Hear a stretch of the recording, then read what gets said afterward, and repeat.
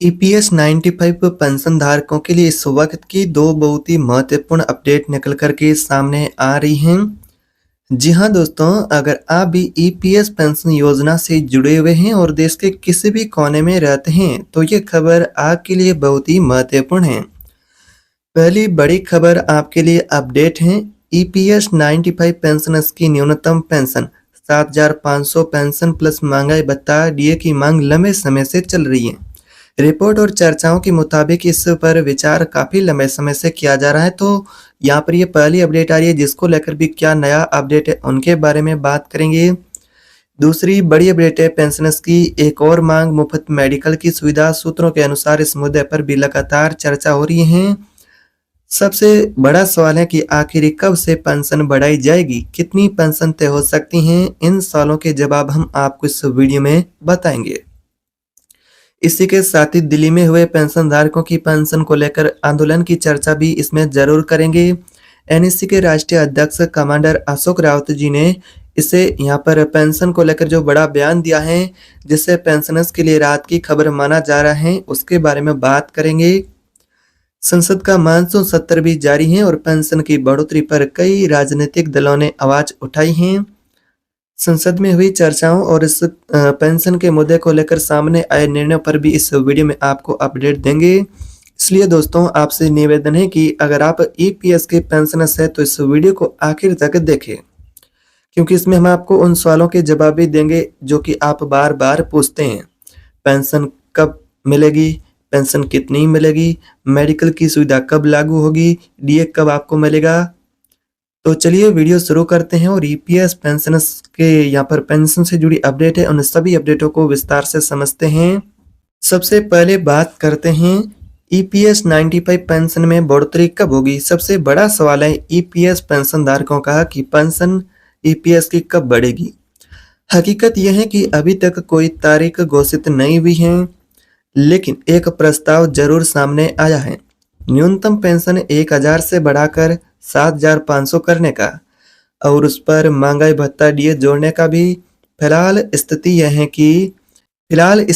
है कि 81 लाख पेंशन में से बात करें आधे से भी कम को, यहाँ पर बात करें 1,500 से भी कम पेंशन मिल रही हैं और सिर्फ 0.65% पेंशनर्स को ही 6,000 से ज्यादा की पेंशन मिल रहा है।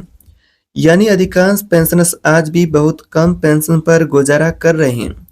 सरकार ने इस मुद्दे पर चर्चा तो की है, लेकिन अभी कोई अंतिम फैसला नहीं लिया गया है, इसलिए फिलहाल इंतजार करना होगा।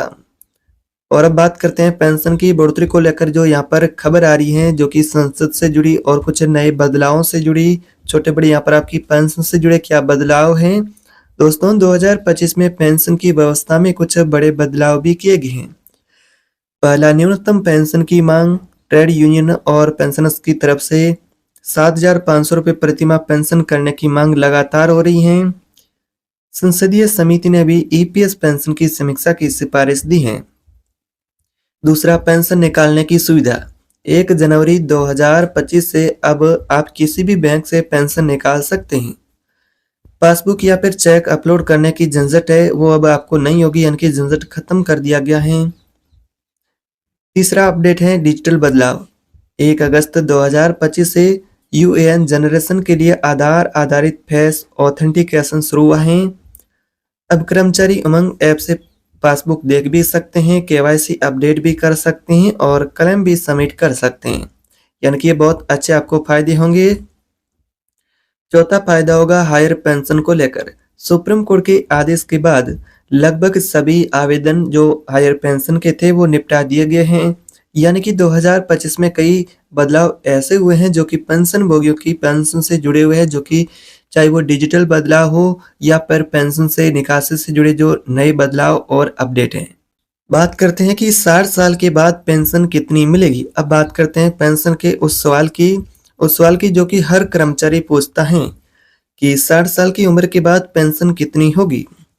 इसका फॉर्मूला है मासिक पेंशन औसत सैलरी गुणा सेवा वर्ष भाग 70 से। उदाहरण के लिए आप अपने जो वर्तमान ईपीएस का वेतन लिमिट है उससे आप कैलकुलेशन कर सकते हैं कि जो 15,000 का वेतन लिमिट है, तो यहाँ पर इस हिसाब से देखा जाए तो आपका पेंशन कितना बनता है 7,500 का पेंशन बनता है। और अगर आप 58 साल की बजाय 60 साल पर पेंशन लेना शुरू करते हैं तो हर साल आपको 4% अतिरिक्त पेंशन मिलेगी, यानी 2 साल बाद आपकी पेंशन करीब 8% बढ़ सकती है। अब बात करते हैं कि प्राइवेट कर्मचारियों की पेंशन कितनी होती है।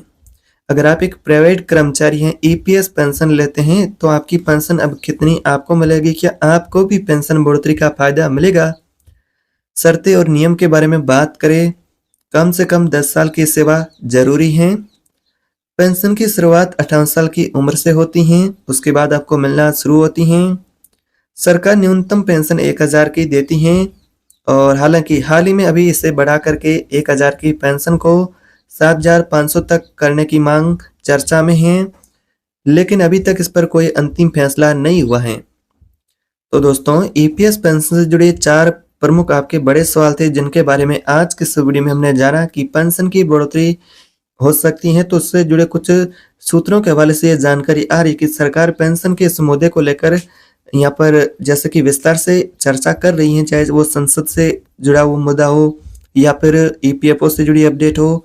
पेंशन से जुड़ी मांगे हैं जिनको लेकर सरकार भी अब विचार करे और पेंशन धारकों की मांगे वो भी एक मजबूत मांगे हैं। तो दोस्तों, ईपीएस पेंशन से जुड़े ये 4 बड़े सवालों के जवाब आपने समझे। बढ़ोतरी का प्रस्ताव 2025 का जो नए बदलाव, 60 साल के बाद पेंशन कैलकुलेशन और प्राइवेट कर्मचारियों की पेंशन की स्थिति। सच यही है कि पेंशन की बढ़ोतरी पर कोई अंतिम निर्णय अभी तक तो नहीं हुआ, लेकिन पेंशन भोगी यही चाहते हैं कि सरकार जल्द से जल्द पेंशन भोगियों की पेंशन को लेकर फैसला करे।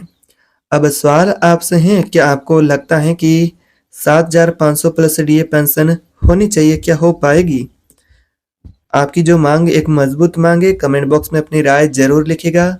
मिलते हैं अगले वीडियो में नई अपडेट के साथ, तब तक के लिए जय हिंद।